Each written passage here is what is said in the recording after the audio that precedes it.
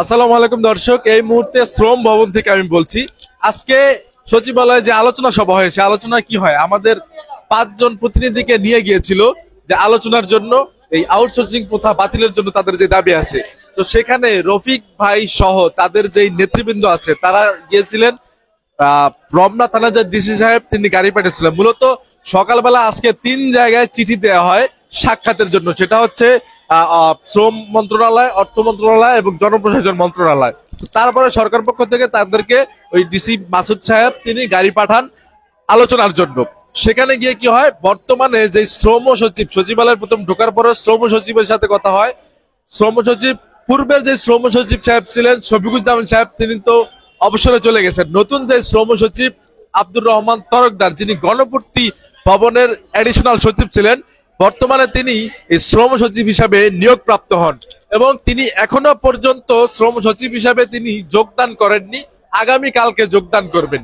অতএব তো বুঝতেই পারছেন তিনি এখনো দায়িত্বরত বসেন নেই, তার সাথে ওইভাবে কথা বলা জানেন। তারপর যতটুকু বলেছেন যে তিনি সম্পূর্ণ বিষয়টা মাথায় নিয়ে সম্পূর্ণ বিষয় তিনি অবগত হওয়ার পরে তিনি বলেছেন যে আপনাদের দাবি যৌক্তিক, আপনাদের সাথে আমি আগামীকালকে যখন জয়েন করব, জয়েন করার পরে তিনি এই বিষয়টা অবশ্যই বিবেচনা করবেন।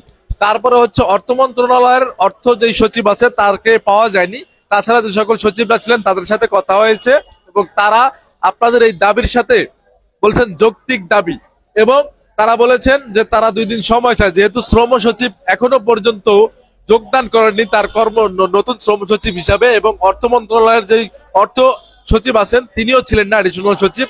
তো তারা অর্থ এবং শ্রম সচিব তাদের ভিতরে তারা আলোচনা করে তারপর হচ্ছে আগামী 2 দিন পরে হচ্ছে এই আউটসোর্সিং যে সকল নেতৃবৃন্দ আছে তাদের সাথে আলোচনায় বসবেন, তাদেরকে ডেকে নিয়ে যাবেন।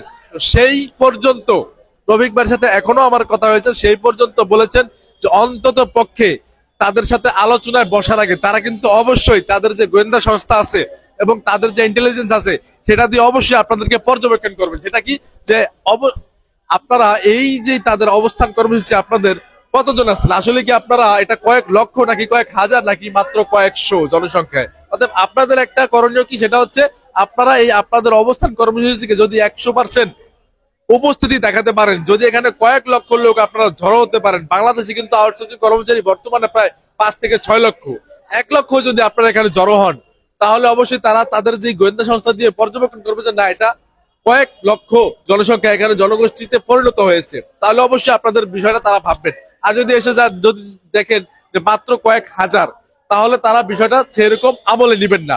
অতএব কেন্দ্রীয় বাংলাদেশ আউটসোর্সিং ঐক্য পরিষদের পক্ষ থেকে আপনাদের জন্য একটাই মেসেজ, সেটা হচ্ছে আগামীকালকে এবং তার পরের দিন অবশ্যই আপনাদের জন্য খুবই গুরুত্বপূর্ণ। যেহেতু আজকে আলোচনা ওইরকম একটা জোরদার হয়নি এবং আলোচনা করা যায়নি, তারা 2 দিন সময় চাইছে, আগামীকালকে সহ তারা পরশু দিন আপনাদের সাথে বসবেন। অতএব এই 2 দিন অবশ্যই আপনাদেরকে তারা পর্যবেক্ষণ করবে তাদের গোয়েন্দা সংস্থা দিয়ে যে আপনারা কতটুকু আছেন। অতএব ঐক্য পরিষদের পক্ষ থেকে একটা মেসেজ যে এই 2 দিন অন্তত পক্ষে আপনাদের দাবি আদায়ের জন্য আপনাদের 100% উপস্থিতি দেখাতে হবে। অতএব ঢাকা শহরের ভিতরে যে সকল প্রতিষ্ঠান, যে সকল কর্মচারী আছেন, আগামীকালকে সকলকে সকাল 10টার ভিতরে এই শ্রম ভবনে সামনে তারা দেখতে চায়। এবং একটু আগে রফিক ভাইয়ের সাথে আমার কথা হলো যে তারা বলেছেন যে পরশু দিন না, আলোচনার জন্য আগামীকালকেই যেন তারা রেডি হয় সেই ব্যবস্থা তারা করতে চায়। তারপরেও যদি সম্ভব না হয় পরশু দিন তো অবশ্যই আলোচনা সভা বসবে, সেই পর্যন্ত আপনাদেরকে শ্রম ভবনে অবস্থান করতে হবে। অর্থাৎ আগামীকালকে সবাই চলে আসুন। আমি এখন শ্রম ভবনে আছি, দেখুন এখনো পর্যন্ত কিন্তু রফিক ভাই এখানে অবস্থান করছেন। এই যে রফিক ভাই এখানে, তার কিন্তু একটাই মেসেজ যে আগামী কালকে এবং পরশুদিন যতক্ষণ পর্যন্ত আলোচনা না হয় আপনাদের একটাই গুরুত্বপূর্ণ সময় হচ্ছে যে আপনাদের এখানে জড়ো হতে হবে, তা না হলে কিন্তু দাবি আদায় করা সম্ভব না, নাকি? ধন্যবাদ ক্রাফবিডিকে। ক্রাফবিডি সবসময় অবহেলিত, নির্যাতিত, নিপীড়িত মানুষের পাশে থাকে, বরাবরের মতো আশা করি আগামী দিনেও থাকবে। আপনারা জানেন যারা এই মধ্যে লাইভে আছেন সংযুক্ত, আমরা এখানে অবস্থান করেছি বলে কিন্তু সরকারের সাথে আমাদের আলোচনার সুযোগ হয়েছে। সরকার আমাদের কাছে ডেকেছিল, আমাদের সাথে আলোচনা করার একটা পরিবেশ তৈরি হয়েছে। আমরা প্রত্যাশা করতেছি যে আগামীকাল অথবা পরশু দিন আমরা সরকারের নীতি নির্ধারিত 2টা মন্ত্রণালয়, শ্রম মন্ত্রণালয় এবং অর্থ মন্ত্রণালয়, 2টা মন্ত্রণালয়কে একত্রিত করে আমরা বসতে পারবো এবং প্রত্যাশা করি 2টা মন্ত্রণালয়কে একত্রিত করে বসতে পারলে আমাদের একটা পজিটিভ রেজাল্ট আমরা পাবো। তো এতটুকু বলতে পারি, দাবি আদায়ের খুব কাছাকাছি আমরা। আপনাদের সার্বিক সহযোগিতা, আপনাদের দায়িত্ববোধ, এখানে আপনাদের উপস্থিতি ইনশাল্লাহ আমাদের বিজয়ের পথে আগায় নিয়ে যাবে। তো আমি শুধু বলবো যে আপনারা নিজ নিজ দায়িত্বে আমাদের আন্দোলন সংগ্রামে আপনারা সম্পৃক্ত থাকবেন, আমাদেরকে সার্বিকভাবে সহযোগিতা করবেন, আপনারা নিজ দায়িত্বে এখানে উপস্থিত হবেন। আপনাদের উপস্থিতি পারে আমাদের আন্দোলন সংগ্রাম আগায় নেওয়ার জন্য। ধন্যবাদ সকলকে, ধন্যবাদ ক্রাফট বিডিকে। ধন্যবাদ রফিক ভাইকে। আমি আপনাদেরকে আরো দেখাতে চাই, যারা মনে করেন যে এখানে কর্মচারী শূন্য হয়েছে, আসলে কিন্তু তারা বিষয়টা দেখুন, এখনো পর্যন্ত কিন্তু এখানে যে সকল নারী শ্রমিকরা অবস্থান করছেন তারা দেখুন।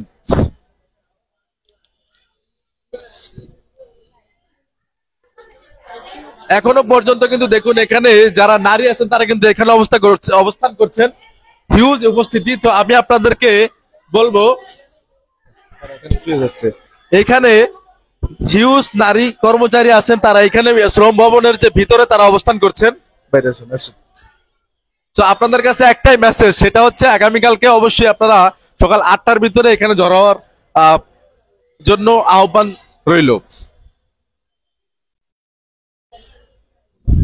ঠিক আছে।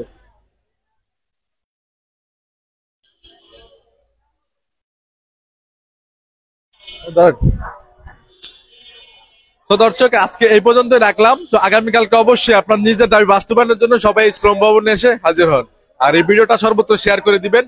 একটা বিষয় খুবই দুঃখজনক, সেটা হচ্ছে দূর দূরান্ত থেকে বিভিন্ন জেলা বিভাগ থেকে কিন্তু কর্মচারী এখানে চলে আসছে, অথচ ঢাকা শহরে কিন্তু এখনো অনেক প্রতিষ্ঠান আছে যারা আপনারা এখানে অবস্থান করতে পারেননি। তো এটা খুবই দুঃখজনক এবং লজ্জাজনক আপনাদের জন্য। অতএব আমরা আপনাদেরকে আহ্বান জানাবো, আগামীকালকে সকাল 8টার ভিতরে সবাই এই শ্রম ভবনের সামনে অবস্থান করবেন। ধন্যবাদ।